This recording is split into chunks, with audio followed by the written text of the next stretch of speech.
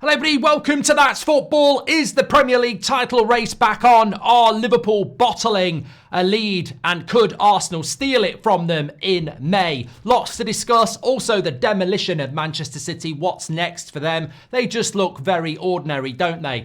But let's start with Liverpool. Look, we want a title race. Everybody wants a title race apart from Liverpool. But the interesting thing for me is, looking at some of the comments last night, the amount of people who were going, shove that, Goldbridge. You said the title was over in December. Well, I still say the title was over. I'm not changing my mind. Yes, Liverpool have dropped points, but I still think it's... Look, I want it to be... It's more interesting. Definitely more interesting, but I didn't say the title was going to get handed in December. That's an impossibility. Do I think Liverpool still win this title? Unfortunately, yes. As a Man United fan, I want Arsenal to win it. But unfortunately, I think this title was run in December. I think Arsenal dropped too many points from red cards and not scoring goals against teams like Everton. And I thought Liverpool's significant results in the first 4 months of the season will be why they win the title in May. Obviously, I hope they're going to crumble, but look at the league table. They're 8 points clear. They've lost one game all season. They have the best team in the league. And we are hoping that on Arsenal's side, that stupidly didn't reinvest in their attack in January and is now very much living on scraps, is going to maintain a relentless winning streak between now and the end of the season. Now, it has happened before. Liverpool did it once. Man City did it a couple of times.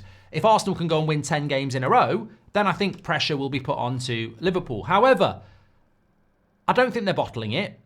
I think they're a team that has a new manager, that hasn't won the title for a few years, that is having a little bit of a wobble, but not losing games of football. And as much as the big gap that was there is being eroded, it's still a gap. And I still think that when you look at the remaining fixtures and the circumstances, unless Liverpool suddenly start getting an injury crisis akin to that of Arsenal, I don't see it. So, look, we can all play into the bottling and hope that the mentality of Arsenal and Liverpool, Arsenal's mentality affects Liverpool. But Liverpool would be under more pressure if Arsenal had spent 60, 70 million pounds on a striker and were scoring goals. I think then Liverpool would be under pressure. And I don't think, I've seen so many title races with Man United over the years and other clubs, and I just think from Liverpool's point of view, they'll look at those away fixtures that both teams have got. They'll look at that game at Anfield in May, and they'll look at Arsenal's attack and they'll go, this is still for us. We just need to get through this wobble as soon as possible. This is still our title to win.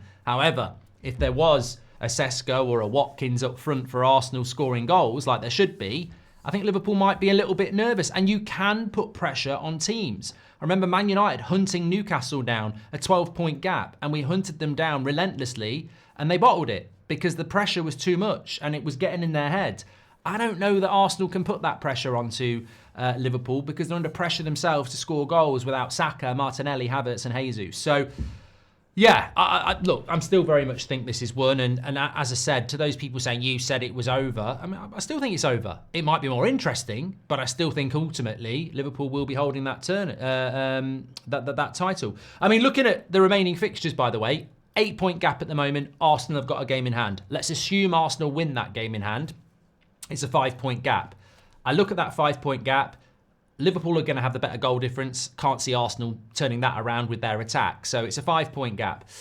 Look at the away fixtures. And I'm not looking at the home games because I think home games are slip-ups. I'm not going to predict slip-ups at home. I know there are difficult games there, like Chelsea for Arsenal. And I think Liverpool have got Spurs at home. And I think they've all got a few games at home that they probably will drop points in. But I'm not predicting those. I'm looking at the away games. Liverpool's away games that are tough. City on Sunday, Fulham in April, Chelsea in May, and Brighton in May. So 4 away games for Liverpool that I think are relatively tough. Same for Arsenal. Forest away, United away, Liverpool away, and Everton away. So arguably Arsenal's away games are slightly better than, some people might say, you're having a laugh. We'll beat Forest, we'll beat United, we'll beat Everton, and then Liverpool's the difficult one. But 5 points and you've got to go to Anfield.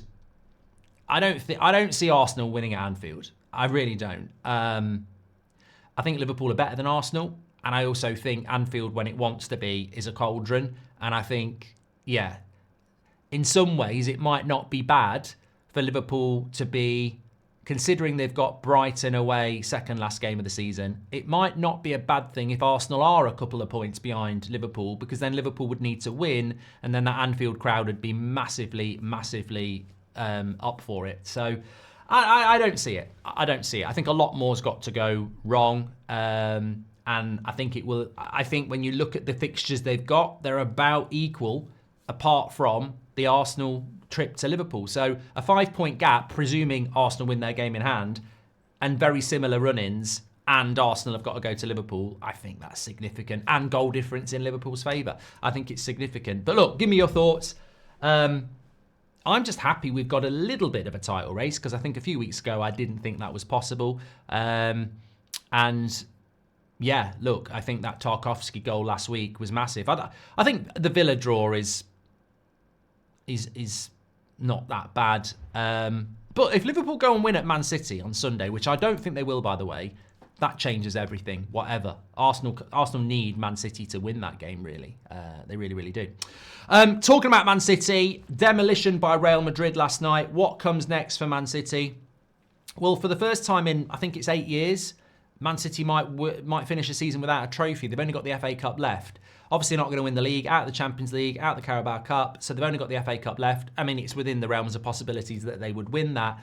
I think the embarrassing thing is that Real Madrid may well win the Champions League and finish the season well, but they were in a qualifier as well. Madrid have lost games this season. They've got a title race on their hands with Barcelona, who've smacked them up a couple of times this season. So we're not up against, Man City were not up against a Real Madrid side that was the best Real Madrid side we've ever seen. They may be growing towards that, but they've had their own problems. And yet over 2 legs, they absolutely took them apart. It wasn't a contest. And although it was only 3-2 from the first leg, it could have been a lot more. And then after an hour, when Man City need to score goals, they're 2 or 3-0 down and haven't had a shot on goal. It was an embarrassment. And that, to me, is the big point. Pep Guardiola, as a coach this season, has been atrocious. And that needs to be said. He's been absolutely atrocious. Yes, he's one of the greatest managers there's ever been. Yes, his style of football is good. Yes, his relentless obsession with football is admirable. But this season, he's been atrocious. And he's been schooled massively by Real Madrid, who aren't the amazing Real Madrid yet, over 2 legs. Maybe that will lead to a Liverpool win on Sunday, because Man City are just not very good. But I still don't expect that to happen on Sunday, by the way. But Man City have been terrible, absolutely terrible this season. And you've got to look at Pep. To not be creating chances when you need to create chances, and then to be out of the game and still not having shots on goal, I thought they were absolutely appalling. And I think that for Man City, it's a rebuild for next season. But we don't know what's going to happen with the charges, etc. That's not even up for discussion. But I still think Pep Guardiola might go in the summer. I mean, I don't think he should be sacked. I don't think Man City should be going, let's get to the summer and I'll sack you. But I think Pep Guardiola needs to be looked at as, when everything's going well for him, he's hard to beat. But when there are a couple of things go wrong, it just all falls apart. And we've never really seen that in his career as well. People don't want to have that conversation. We never, ever have that conversation about Pep, because we've never seen him go through a month of bad things. And he went through that bad month and he's not been able to pull them out of it. And we're now heading into March and they still haven't pulled out of it. So, yeah, look, I just think Pep's been atrocious this season. Whether he'll be at Man City next season, I don't know.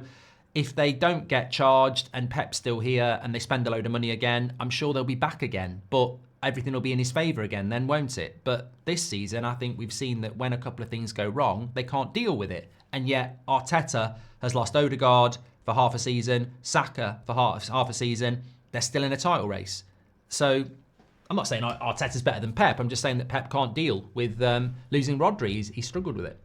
Anyway, get your comments in below. Let me know your thoughts. Massive game on Sunday, of course. What are your thoughts on the title? What are your thoughts on City from here? I'll speak to you on the next one. Thanks for watching. Make sure you smash a like and subscribe.